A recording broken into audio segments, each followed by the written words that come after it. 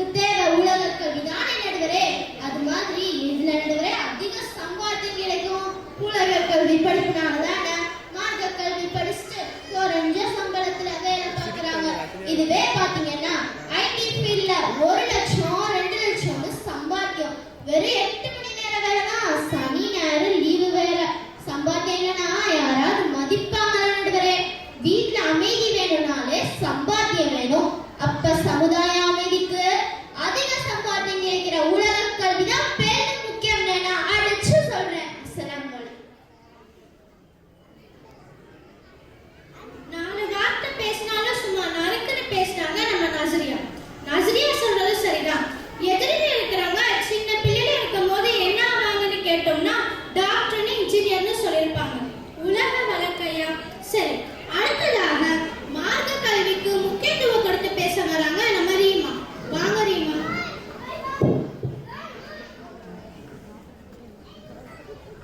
ஒரு முஸ்லிமின் இறை வெற்றிக்கும் உலக வாழ்வின் ஒழுக்கத்திற்கும் இஸ்லாமை சரியாக புரிந்து கொண்டு வழிபாடுகளை செய்வதற்கும் மன அமைதிக்கும் மார்க்க கல்வியே முக்கியம் என பேச வந்துள்ளேன் நான். நடுவரே, எனக்கு முன்னாடி பேசின என் தோழி சொன்னாங்க உலக கல்வி படித்தவர்கள் தான் அதிக சம்பளம் வாங்குறாங்கன்னு. இந்தியா சுதந்திரம் பெறுவதற்கு முன்னாடி நாட்டின் பல பகுதிகளிலும் மதரசாக்கள் தான் தொடக்க பள்ளிகளாக இருந்தன. அனைத்து சமுதாய மாணவர்களும் அங்கிருந்துதான் அறிவை பெற்றனர். இந்தியாவின் 3வது பிரதமரும் உலக தலைவர்களால் போற்றப்பட்டவருமான லால் பகதூர் சாஸ்திரியும் மதரசாவில் கல்வி பெற்றவர் தான். இவரை போல் பலர் புகழ் பெறவில்லையா அல்லது சம்பாதிக்கவில்லையா? இதை அறியாமல் பேசிக் கொண்டிருக்கிறார் உலக கல்வியை கற்ற என் தோழி ஆரியா பிள்ளை. பணம் பணம் சொல்றீங்களே, பணம் இருந்தா நிம்மதி கிடைச்சிருமா? நோயை குணப்படுத்த முடியுமா? இல்ல தூக்கத்தை தான் வர வைக்க முடியுமா? ஆனா தொழுகையும் துவாவும் மட்டும் இருந்தாலே இது எல்லாமே கிடைச்சிடும். கல்வியில் ஒரு பாடத்தை கற்றுக்கொண்டால் ஒப்புக்கொள்ளப்பட்ட 1000 ரக்காத் நஃபில் தொழுவதை விட சிறப்பானது. அவ்வாறு நீ கற்றதை பிறருக்கு கற்றுக் கொடுத்தால் அதுவும் ஒப்புக்கொள்ளப்பட்ட 1000 ரக்காத் நஃபில் தொழுவதை விட சிறப்பானது என நபி ஸல்லல்லாஹு அலைஹி வஸல்லம் அவர்கள் கூறினார்கள். எனவே சமுதாய அமைதிக்கு பெரிதும் காரணமாக இருப்பது மார்க்க கல்வியே என தீர்ப்பு வழங்குமாறு நடுவர் அவர்களை கேட்டுக்கொண்டு அமர்கிறேன். அஸ்ஸலாமு அலைக்கும்.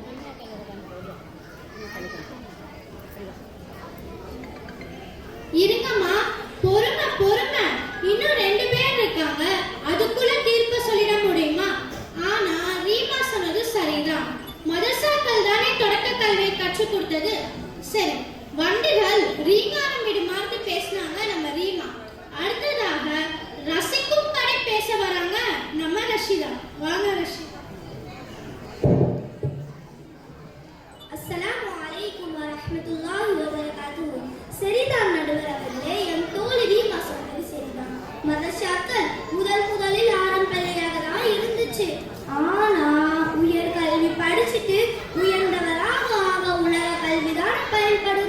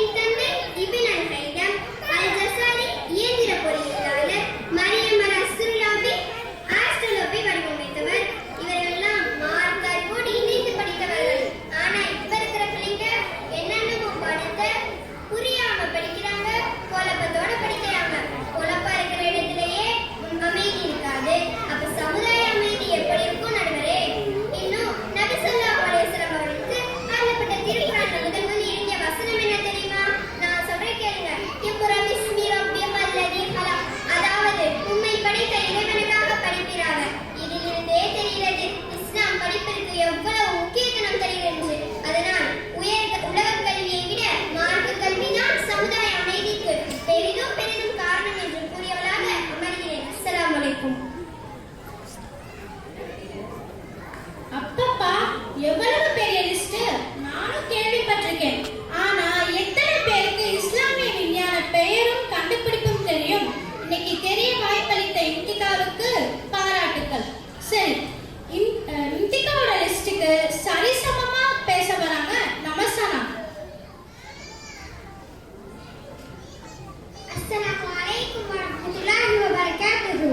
நடுவர் அவர்களே, மாத கல்வி கற்றுக்கொள்ளும் நிலையங்கள் ஊருக்கு 1, 2ன்னு விரவிட்டு எண்ணக்கூடிய அளவுதான் இருக்கு. ஆனா வீதிக்கு வீதி திரும்பினா சிபிஎஸ்இ ஸ்கூல் என்ன, ஐசிஎஸ்இ ஸ்கூல் என்ன, மெட்ரிக், ஸ்டேட் போர்டுனால நடுவர் அதிகமாக இருக்கு. அது மட்டுமா, NEET, JEE, IIT coaching centres இருக்கு. இதுல படிக்கிறனால தானே doctor, IAS, IPS, aeronautical engineer ஆக முடியுது. இதனால பெற்றோர் கனவு நிறைவாகுது, மன அமைதியும் கிடைக்குது. எங்க உலக கல்வி படிப்புகளால தானே பல கண்டுபிடிப்புகள் நம்மளுக்கு கிடைச்சிருக்கு. ஊருக்கு ஒரு போன் என்ற நிலைமையை மாத்தி ஒவ்வொருவருக்கும் ஒரு போன் கிடைச்சிருக்கு. தகவல்களை ஈஸியாக தெரிஞ்சுக்க முடியுது, மகிழ்ச்சியை பரிமாறிக்கொள்ள முடியுது. இதுபோல் பல நம்மளுடைய வாழ்க்கை தரம் உயர்ந்திருக்கு, வாழ்க்கை அமைதியாக போகுது.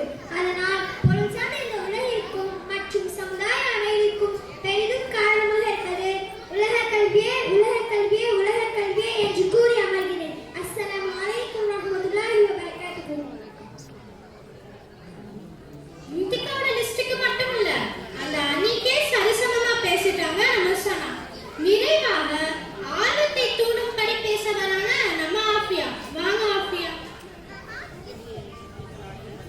அஸ்ஸலாமு அலைக்கும் வரஹ்மத்துல்லாஹி வபரகாத்துஹு. அவங்க சொன்னது சரிதான் நடுவரே. மார்க்க கல்வி நிலையங்களின் எண்ணிக்கையை விட உலக கல்வி நிலையங்களின் எண்ணிக்கை அதிகமாக கொண்டேதான் இருக்கு. அதனாலதான் உலகம் மல்லிகைப்பாறை நோக்கி போய்கிட்டே இருக்கு. இடையில கொரோனா பீரியட்ல போனை கையில் எடுத்து கொடுத்ததே உலக கல்வி தான். கொரோனால இருந்து கூட வெளியே வந்துட்டோம். ஆனா இந்த போன்ல இருந்து நம்மளால வர முடியல. ஒத்துக்கிறீங்க தானே நடுவரே?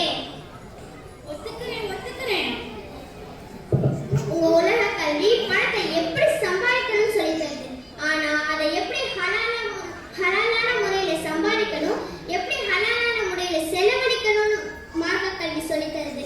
இன்னும் குர்ஆனை படியுங்கள், உங்களுக்கு எல்லாம் கிடைக்கும். குர்ஆனை படியுங்கள், உங்களுக்கு தௌஹீத் கிடைக்கும். குர்ஆனை படியுங்கள், உங்களுக்கு ஒழுக்கம் கிடைக்கும். குர்ஆனை படியுங்கள், உங்களுக்கு ஒற்றுமை ஏற்படும். குர்ஆனை படியுங்கள், உங்களிடமிருந்து சகோதரத்துவம் மலரும். குர்ஆனை படியுங்கள், உங்களிடமிருந்து தற்பெருமை விலகும்.